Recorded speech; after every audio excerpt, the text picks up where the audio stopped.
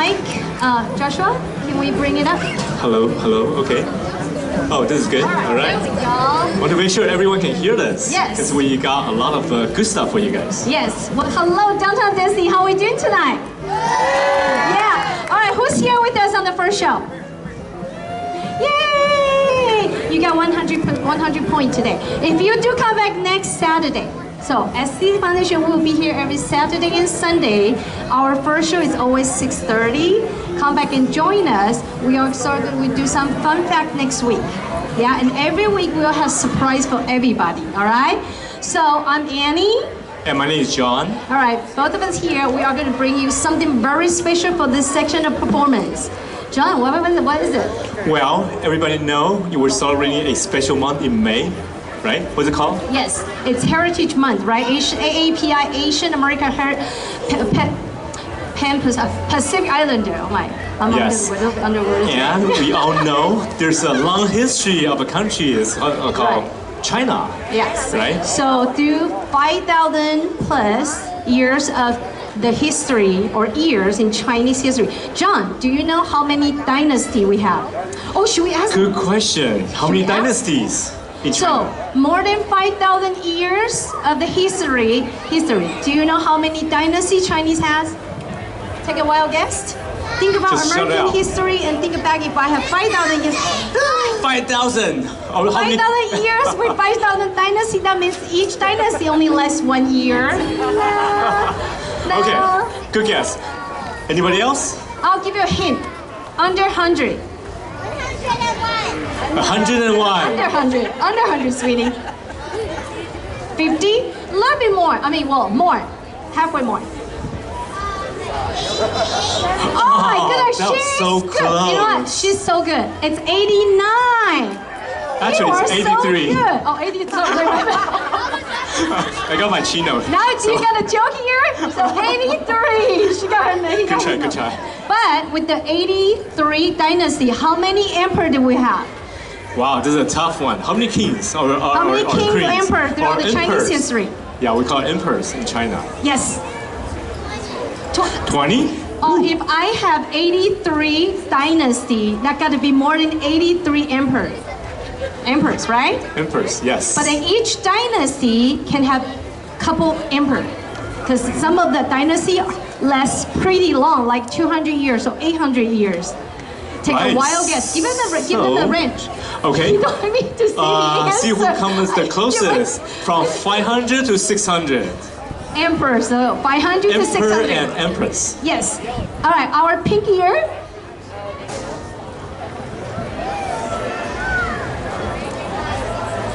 $566. Oh my goodness, you're Wait. only off by 7. That was So what's good. that? Up by 7. So what's the answer?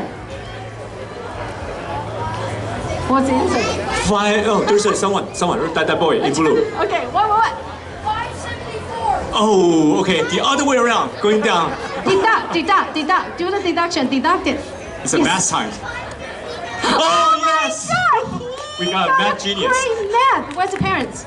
I want to give a thumbs up to mommy and daddy. Where are they? Yeah. Where are the daddy and mommy? Oh, he can't find daddy and mommy. Where are they?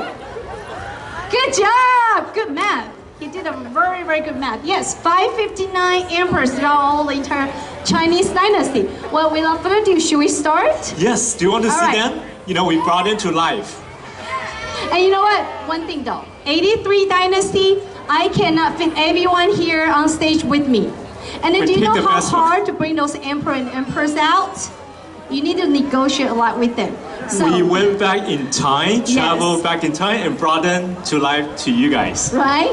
All right, ladies and gentlemen, without further ado, let's welcome our Dynasty fashion show, Ancient to Fashion.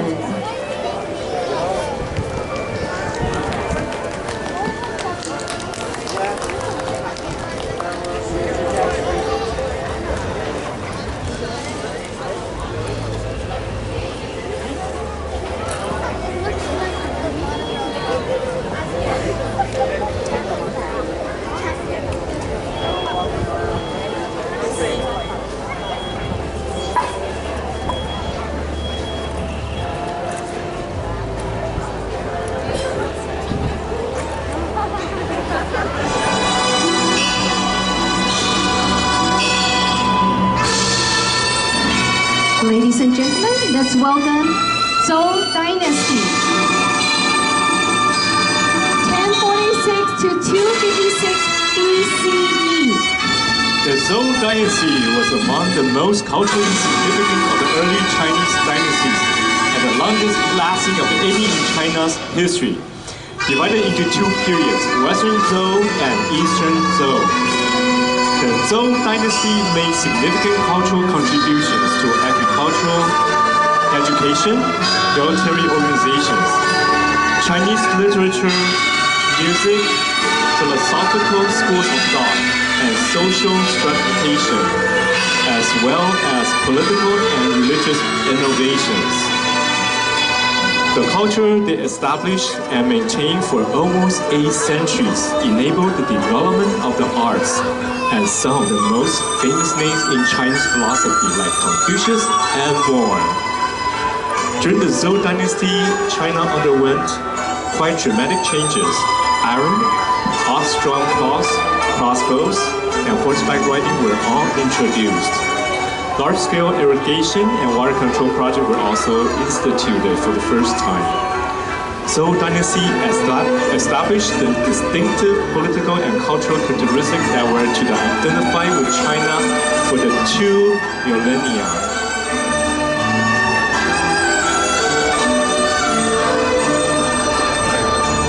How beautiful. Now we have Qin Dynasty from 221 to 206 BC. The Qin dynasty was the first dynasty of Emperor China, lasting from 221 to 206 BC. Imperial China started when the famous founding emperor Qin Shi Huang conquered and united 6 kingdoms to gain control over the whole of China.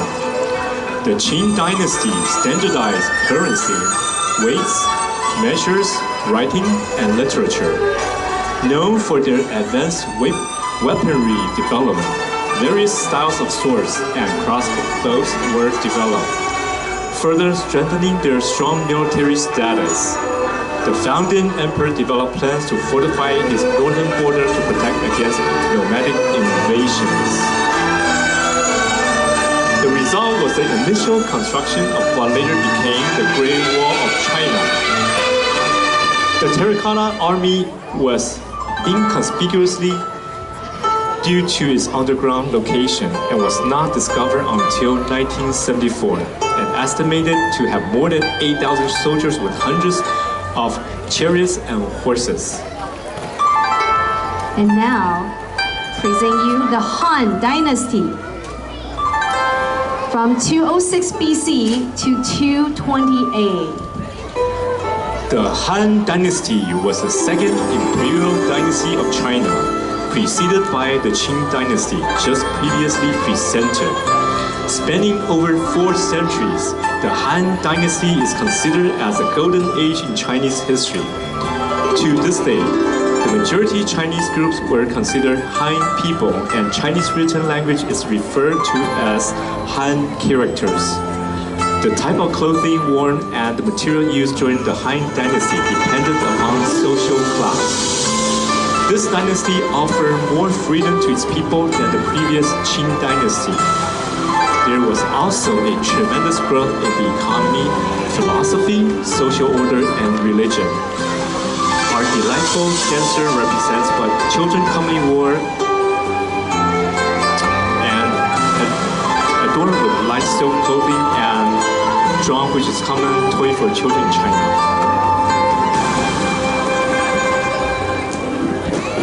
And that's the Han Dynasty. Now, ladies and gentlemen, let's go into the Sui Dynasty from 581 to 618 CE. Sui Dynasty was a brief one with only 2 reigning emperors, but it managed to unify China following the split of the Northern and Southern dynasties period. This short-lived dynasty made important structural changes which paved the way for a more long-lasting successor, where culture and the arts flourished. In this case, the Tang Dynasty, the emperors consolidated their control over a unified China and expanded their territory. Amongst their many contributions include uniting China, establishing the imperial examination, centralized the administration system, reformed land development law, developed block printing, constructed the Grand Canal, and improved the Great Wall.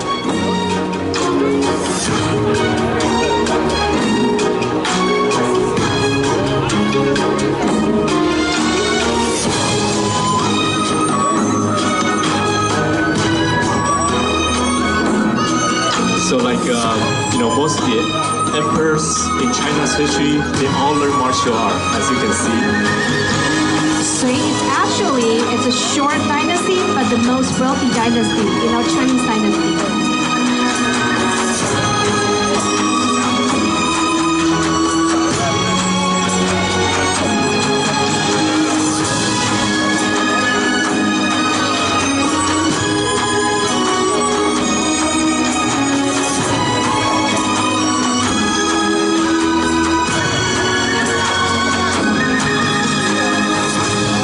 隋炀帝 from Sui Dynasty. And now, ladies and gentlemen, let's roll into Tang Dynasty from 618 to 907.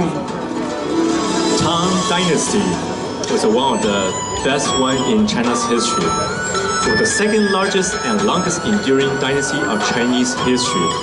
The Tang Dynasty was able to unify a vast territory, spreading its culture to the surrounding countries and absorb and adapt the culture of surrounding states and people.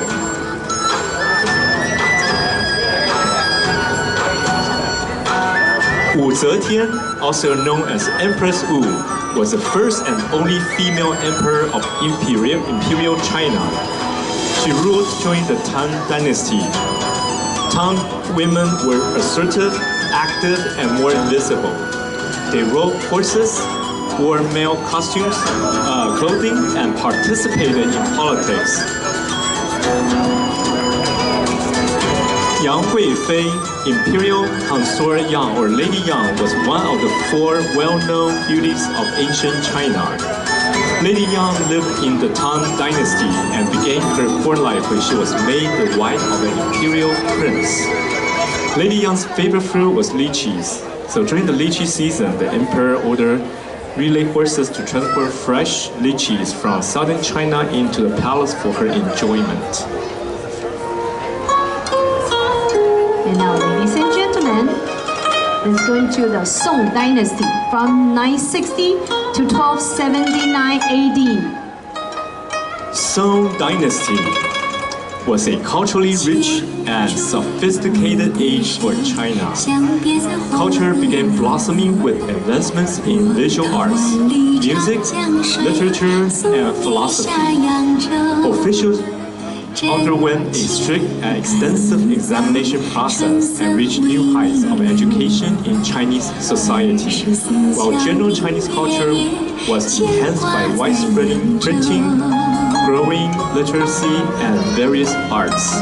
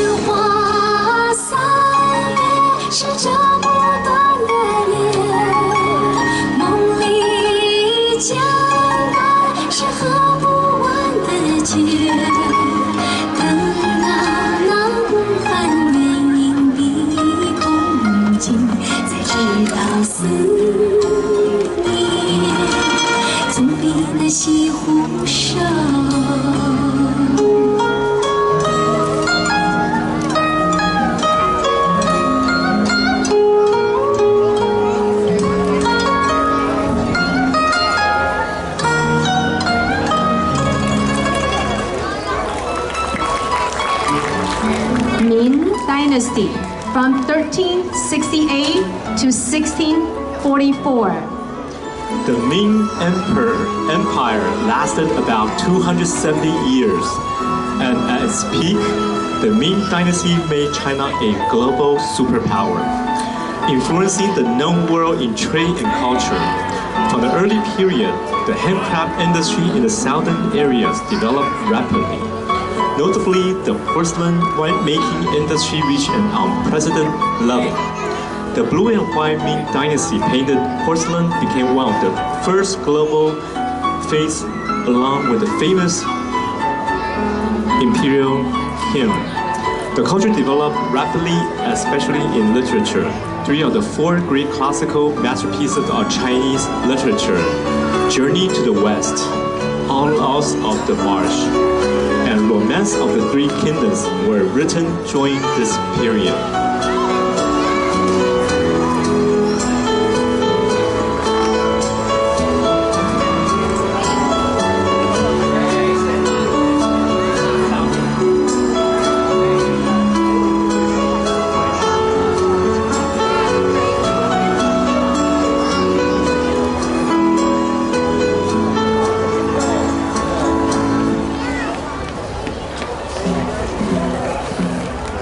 Ladies and gentlemen, Qing Dynasty from 1644 to 1912.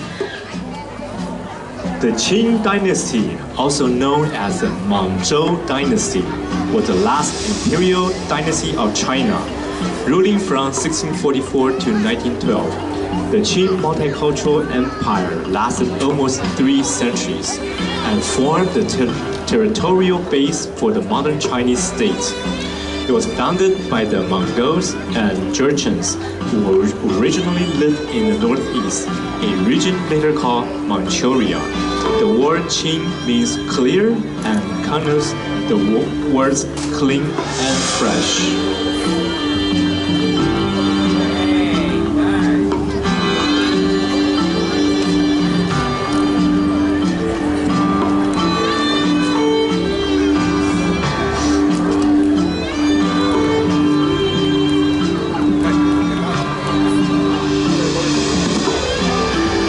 Qing Empress, queens, and high-rank imperial concubines used gold-wrapped metal trims to decorate their court costumes. Images of dragons and Chinese characters, Fu, meaning blessing, and Shu, meaning longevity, were embroidered on the cloth. The robes were made in high-quality silk, and they have adornments decorated with pearls, turquoises, and jade. The most interesting clothing items are the embroidered shoes. While the bottom was a wooden sole, Manzhou women did not bind their feet, and most Manzhou women might do was to wrap the feet tightly to give them a slender appearance. The Manzhou invented their own type of shoe that caused them to walk in a similar swaying manner and called them flower bow or horse hoof shoes. It has a platform generally made of wood 2 to 6 inches in height and fitted to the middle of the sole. The women in the imperial court by status will wear the flower bowl shoes and walk gracefully around the palace grounds.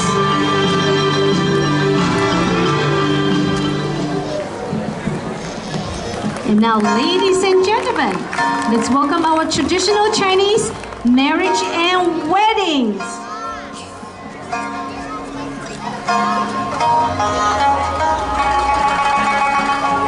Many of the costumes related to the traditional marriage and wedding were formulated during the Han Dynasty. Some of the most notable wedding costumes and marriage etiquette rituals include a wedding procession to obtain the bride, where both the bride and groom wear intricate red gowns that symbolizes happiness, a tea ceremony to pay respect to elders, worship to the heaven, parents, and spouse, joining of hair that signifies tying of the knot, and joining in unison like a red silk sash and silver sword.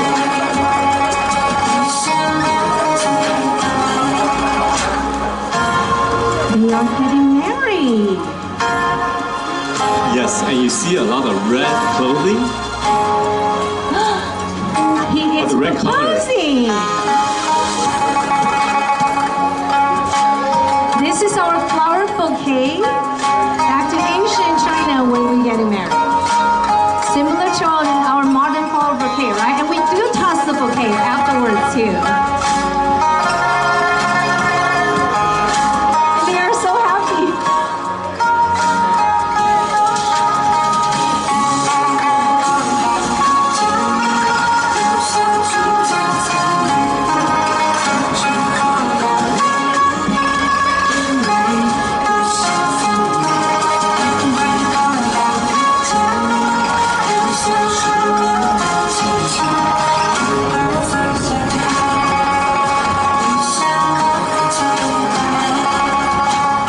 And now, ladies and gentlemen, let's welcome the God of Fortune. Alright, yes, God of Fortune is the Chinese god of wealth and money, known as depicted as a deity riding a black tiger and surrounded by attendants. He is especially honored during the Chinese New Year, and that he will bless people with prosperity. God of Fortune could be called an early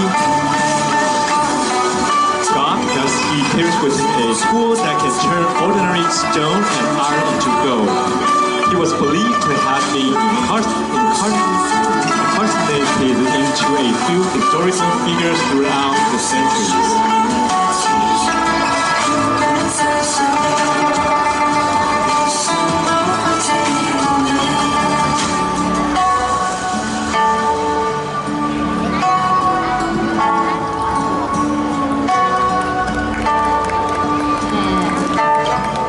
All right, God of Fortune.